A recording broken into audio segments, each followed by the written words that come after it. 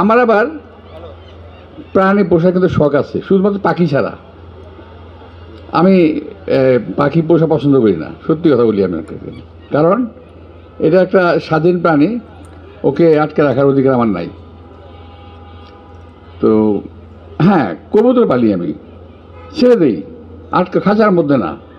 ওদের খুব আছে, ওখানেই হয়, ওখানেই খাচ্ছে, ওখানেই হতে বাচ্চা হচ্ছে। কতগুলো বাচ্চা হয়েছে আমি জানি না। আমি ধরে ধরে বাচ্চা এনে খাইও না, কিন্তু ওই বাড়তে পারতে দেখা যায় 100, 200, 150 হয়ে গেছে। তো আরও অনেক বেশি ওদের এখন আছে বাসায় মনে হয়।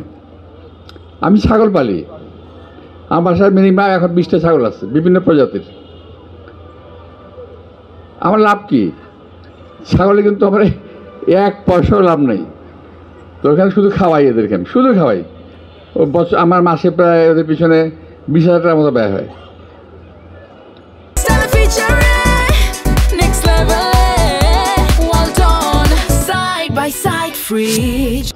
গরু আছে একটা, একসময় আমি গরু পালতাম, আমার পাশে অনেক গরু ছিল একসময়, অনেক 15-20টার মতো গরু ছিল।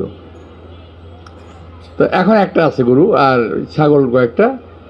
শেফার্ড কুকুর পালি আমি 3টা। আমার কাছে ছিল 4-5টা ছিল।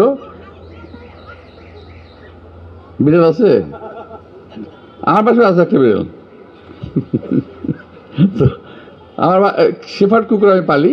এগুলো কিন্তু সত্যিকার অর্থে যদি আমরা একেবারে কমার্শিয়ালি ভাবি অলাভজনক, কিন্তু লাভ একটা আছে, একটা মানসিক একটা প্রশান্তি আছে কিন্তু এখানে। এটা অনেকে অনুভব করতে পারেন না। কুকুর, বিড়াল, এগুলোর মধ্যে হ্যাঁ, বিড়ালটা একটু ঝামেলা করে মাঝে মাঝে। আমার ড্রয়িং রুমে আমার প্রায় 1.5 লক্ষ টাকার শোভা নষ্ট করে দিয়েছে আমার। এটা খামচিয়ে একবারে, মানে অনেক দামি সোফা নষ্ট করে দিয়েছে, কিন্তু কী করবো, ফেরার দিইনি, বিড়াল বাসাই আছে।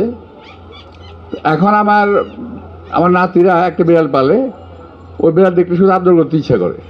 এত সুন্দর করে রাখে ওটাকে, পলিশ করা একেবারে, সবসময় মনে হয় মোম দিয়ে পালিশ করে রেখেছে। তো আছে আমার বাসায় সব, মোটামুটি সব ধরনের প্রাণী আমার বাসায় আছে। আবার রাত্রেবেলা টিয়া পাখি আসে, খাওয়া পায়। শুধু একটা প্রাণী এখন আমি আমার বাসায় দেখি না, যদিও প্রাণীকে পছন্দ করি না আমরা, কিন্তু অত্যন্ত সবচেয়ে পরিবেশ বান্ধব যে প্রাণীটা ছিল কাক।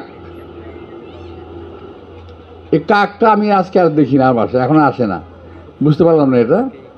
অনেক প্রাণী আসে বাসায়।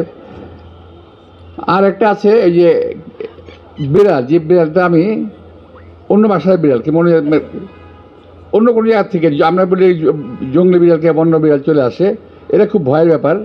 কারণ এদের ভ্যাকসিনেশন করা থাকে না, তারপরে যে কোনো জায়গায় মুখ দেয়, নোংরা করে ফেলে জায়গা। তো যাই হোক, আমি এই বক্তব্য রাখলাম।